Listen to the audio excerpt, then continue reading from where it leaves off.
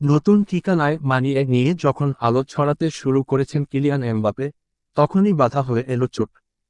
ফরাসি তারকারা উরুর সমস্যায় ভোগার কথা নিশ্চিত করেছে রিয়াল মাদ্রিদ। স্প্যানিশ চ্যাম্পিয়নরা বুধবার এক বিবৃতি দিয়ে জানিয়েছে, পায়ের উরুর পেশিতে চোট পেয়েছেন এমবাপে।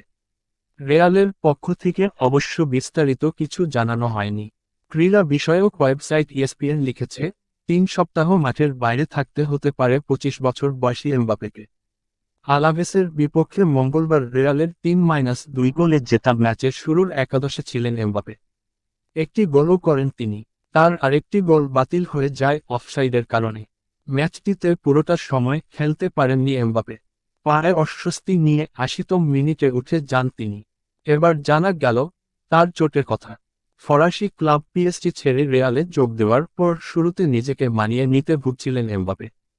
তবে এখন স্বরূপে ফিরতে শুরু